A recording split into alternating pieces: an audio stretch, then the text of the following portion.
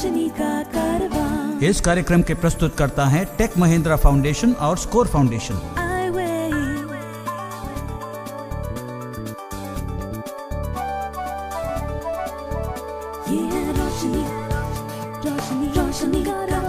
रोशनी जो करती है अंधेरे को दूर, रोशनी जो लाती है दिल में नूर, रोशनी जो दिखाती है रास्ता।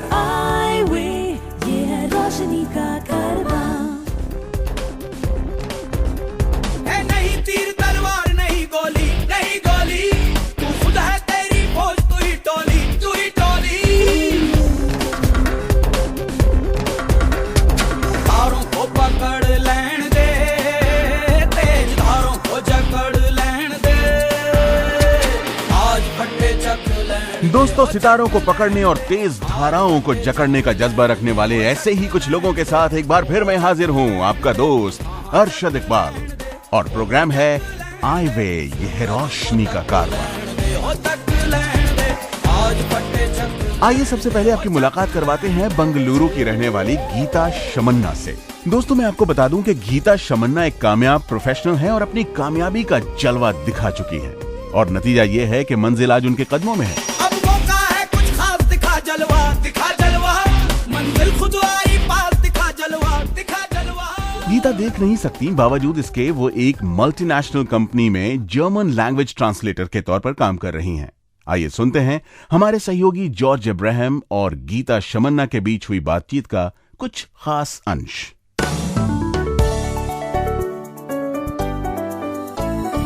नमस्कार गीता, आपने ये ट्रांसलेशन, जर्मन ट्रांसलेशन का जो कार्यक्षेत्र है, ये आपने कैसे चुना, उसके बारे में थोड़ा बताएंगे? मैं एक सॉफ्टवेयर कंपनी में 3.5 साल तक टेक्निकल राइटर का काम किया।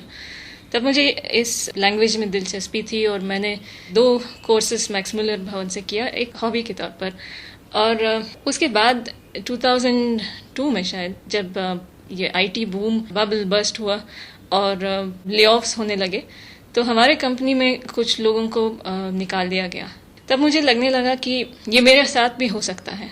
मुझे ज़रूरी है कि मैं एक से ज़्यादा स्किल्स डेवलप करूं, ताकि मुझे अगर इस जॉब से ले ऑफ किया जाता है तो मैं कोई दूसरा काम ढूंढ सकती हूँ। मैं ऐसा कुछ करना चाहती थी जिस काम के लिए जो लोग अवेलेबल है उससे ज़्यादा उसका डिमांड हो। तो मैंने देखा कि ट्रांसलेशन का ऐसा हाल है, और फिर मैं ये भी चाहती थी कि मैं 1 साल तक अपने जॉब से ब्रेक लेके कुछ और करूं। तो मैं एडवांस्ड कोर्सेज करने के लिए 1 साल तक जर्मनी गई, अपना जॉब छोड़ के। जब आप जर्मनी गए तो जाहिर है कि आप अकेले गए होंगे, तो वहाँ पर आपका अनुभव कैसा रहा और आपने मैनेज कैसे किया? जर्मनी जाने से पहले मैंने यहाँ पे बहुत रिसर्च किया। एक तो मैं एक ऐसे लैंग्वेज स्कूल ज्वाइन करना चाहती थी जहाँ मुझे सारे कोर्स मटेरियल सॉफ्ट कॉपीज में दिए जाए जी। इस रिसर्च के दौरान एक स्कूल ऐसा मिला मुझे डिसलडॉर्फ में, तो उस स्कूल के साथ मैंने कॉरेस्पॉन्ड किया और उन्होंने मुझे होस्ट फैमिली के एड्रेसेस दिए। मैं होस्ट फैमिली में रहना चाहती थी ताकि मेरी जो लैंग्वेज स्किल्स है अच्छे से डेवलप हो सके जी। उसके अलावा मेरे 2-3 फ्रेंड्स थे जर्मनी में जिन्हें मैं पहले से जानती थी। उन लोगों ने मुझे बहुत हेल्प किया, और मैं ये करना चाहती थी कि कॉन्फिडेंस बिल्ड करने के लिए कि मैं अकेले रह सकती हूँ और किसी दूसरे देश में रह सकती हूँ। तो जब आप जर्मनी से वापस आए ये भाषा सीखने के बाद, तो अपने काम को किस प्रकार से बढ़ाया आपने? मेरे वापस आने का डेट पहले से तय हो गया था जी। तो उससे 1 महीने पहले से मैंने शुरू किया यहाँ के कंपनीज में अप्लाई करने के लिए जी। और 15 दिन पहले 2-3 कंपनीज ने मुझे जर्मनी कॉल किया जी। तो जब मैं यहाँ वापस आई तो 3 या 4 इंटरव्यूज यहाँ लाइंड अप थे। तो इन 3 या 4 इंटरव्यूज में कोई भी इंटरव्यू सक्सेसफुल नहीं हुआ जी। तो 2 हफ्ते बाद मुझे मेरे एक रिलेटिव है जी, तो उन्होंने अचानक फोन किया और ऐसे पूछने लगे कि अब मैं क्या कर रही हूँ, कहाँ थी। तो उन्होंने कहा कि एक नया ट्रांसलेशन यूनिट शुरू हुआ है और वो लोग ट्रांसलेटर्स को ढूंढ रहे हैं। तो उन्होंने मुझे अपने रिज्यूमे भेजने के लिए कहा, और जब मैंने भेजा तो उसके 3 दिन बाद मुझे इंटरव्यू का कॉल मिला और उसके 1 हफ्ते बाद मुझे नौकरी मिली एज ए ट्रांसलेटर। ये जो ट्रांसलेशन का जो काम है, क्या आप समझते हैं कि भारत में दृष्टिहीन लोगों के लिए एक बहुत ही अच्छा प्रोफेशन हो सकता है? इसमें यह ध्यान देना रखना ज़रूरी है कि यहाँ सिर्फ लैंग्वेज स्किल्स नहीं, लेकिन 2-3 स्किल्स और चाहिए, जैसे गुड राइटिंग स्किल्स। जी। जब हम ट्रांसलेट करते हैं तो हम दूसरी भाषा में लिखते हैं, और चूंकि हम डॉक्यूमेंट्स ट्रांसलेट करते हैं वो सब इलेक्ट्रॉनिक फॉर्म में होने से हमारे लिए कन्वीनियंट है, तो कंप्यूटर स्किल्स पे जरूरी। तो इस तरह 3-4 स्किल्स का होना ज़रूरी है। जी। पर ये बहुत ही अच्छा एवेन्यू है एम्प्लॉयमेंट का विजुअली इम्पेयर्ड लोगों के लिए। तो हम लोग जरा पीछे चलते हैं। ये आपका जो आंखों का प्रॉब्लम है, इसके बारे में आप थोड़ा बताएंगे, और ये कब से है? ये पहले से ही है, जब मैं 2 साल की थी तब से है जी। लेकिन पहले मुझे बेहतर दिखाई देता था। जब मैं 17 साल की थी तब मुझे एक आई इन्फेक्शन हुआ, और उसके बाद मेरी आंखों की रोशनी बिल्कुल कम हो गई, और अब मैं बिल्कुल देख नहीं सकती। अब 17 साल की उम्र तक आप बिल्कुल आम व्यक्ति जैसे देख सकती थी या? नहीं, तभी मैं प्रिंट नहीं पढ़ सकती थी, लेकिन मैं इतना देख सकती थी जितना कि चल फिरने के लिए ज़रूरी है।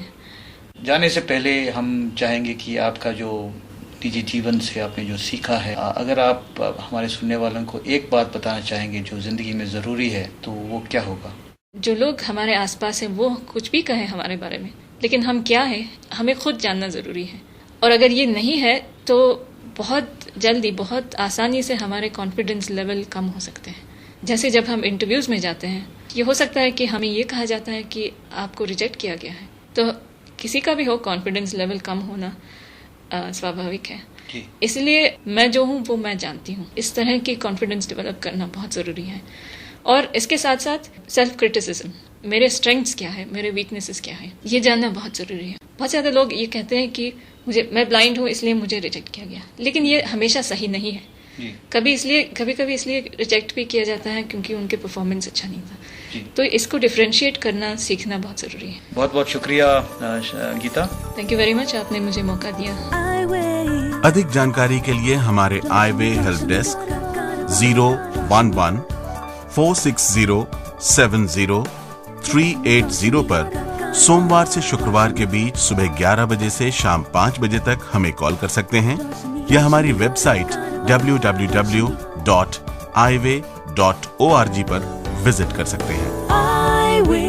ये है रोशनी का कारवां।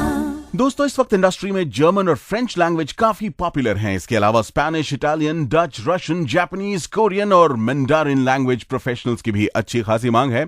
तो आप भी गीता शमन्ना की तरह फट्टे चक सकते हो, क्योंकि एक सर्वे के अनुसार सन 2010 तक भारत की आईटी, बीपीओ और केपीओ कंपनीज में लगभग 1,60,000 लैंग्वेज प्रोफेशनल्स की जरूरत होगी, और उस वक्त तक भारत में केवल 40,000 तक ही लैंग्वेज प्रोफेशनल्स मौजूद होंगे। चांस अच्छा है, जल्दी करो, सीखो।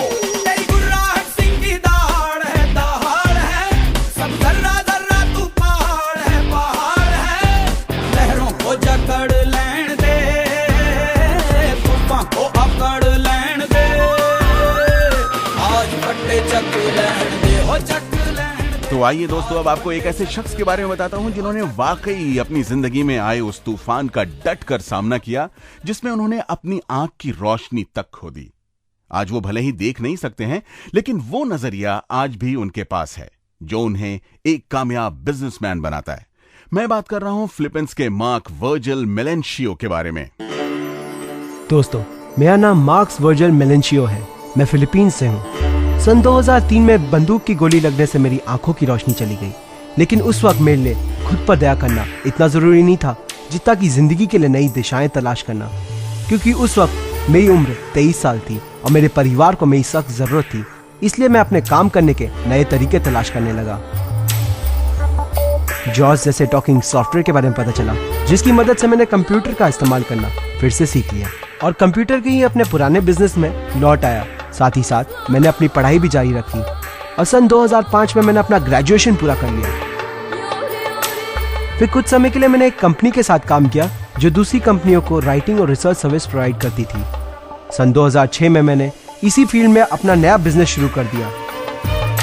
मुझे किसी भी हाल में अपने बिजनेस को ऊंचाइयों तक पहुंचाना था और उसी का नतीजा है कि आज 80 एम्प्लॉइज वाली मेरी कंपनी कई बड़ी सॉफ्टवेयर कंपनियों को रिसर्च सर्विस प्रोवाइड करती है।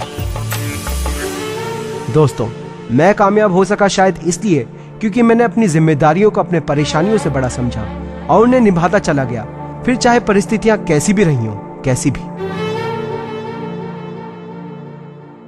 तो ये थे सिद्धार्थ, जो मार्क्स वर्जिल मेलेंशियो का प्रोफाइल सुना रहे थे। सिद्धार्थ ठीक से देख नहीं सकते, लेकिन वो रेडियो में रुचि रखते हैं।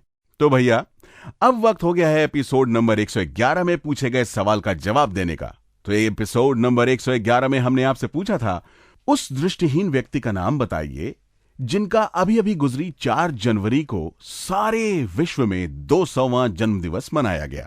और सही जवाब है ऑप्शन सी, लुई ब्रेल। और हर बार की तरह इस बार भी विजेता का नाम बताने के लिए स्टूडियो में आ रहे हैं हमारे सहयोगी प्रणय गड़ोदिया। Thank you Arshad. ए शेरू, तुम यहाँ कहाँ चले आ रहे हो? हाँ? क्यों? मैं तो कहीं पे भी हो सकता हूँ। कहीं पे भी हो सकता हूँ? यहाँ मजाक का टाइम नहीं है। प्रणय को बुलाओ, क्योंकि उनको विजेता का नाम अनाउंस करना है यार। अरे मैं हूँ ना। तो दोस्तों, एपिसोड नंबर 111 के विजेता हैं अजीत, और ये नया पूरा इलाहाबाद के रहने वाले हैं। अजीत जी, आपको इनाम बहुत बहुत मुबारक हो। शेरू, जानते हो लुई ब्रेल इतने फेमस क्यों हैं? क्यों उनका जन्मदिन दुनिया भर में मनाया गया? हाँ, मालूम है। लुई ब्रेल ने ब्रेल लिपि का आविष्कार किया, जो दृष्टिहीन लोगों के पढ़ने लिखने का एक माध्यम बना। Quite impressive. जानते हो, लुई ब्रेल से एक बहुत बढ़िया इंस्पिरेशन हम सीख सकते हैं, और वो क्या है कि भले ही उस समय में लोग ये सोचते हो कि दृष्टिहीन लोग जो हैं वो कुछ नहीं कर सकते, पर ये लुई ब्रेल के पढ़ने लिखने के प्रति जुनून ही था कि उन्होंने सिर्फ 15 साल की उम्र में ब्रेल लिपि का आविष्कार किया।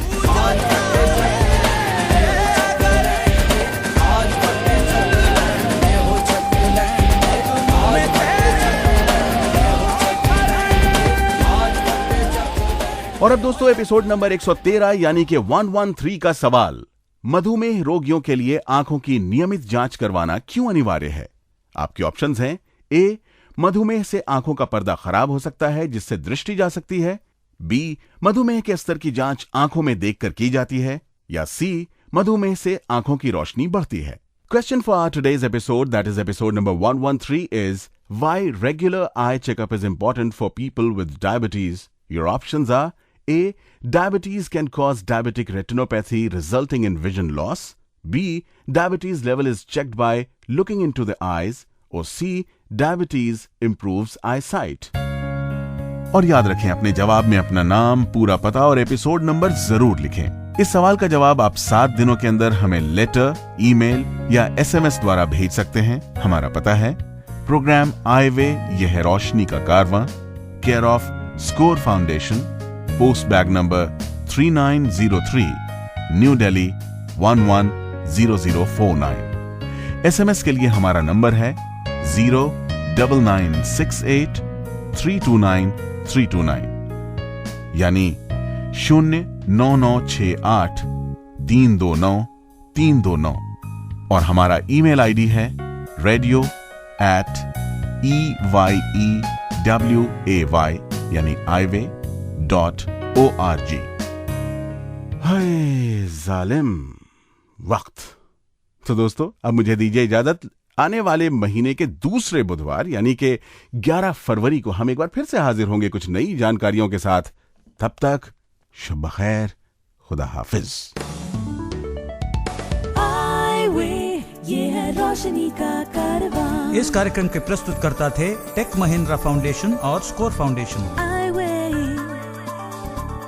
हर दूसरे और चौथे बुधवार को आप सुन सकते हैं इस कार्यक्रम को रात 9 बजे। रोशनी, रोशनी, रोशनी का कारवां, रोशनी।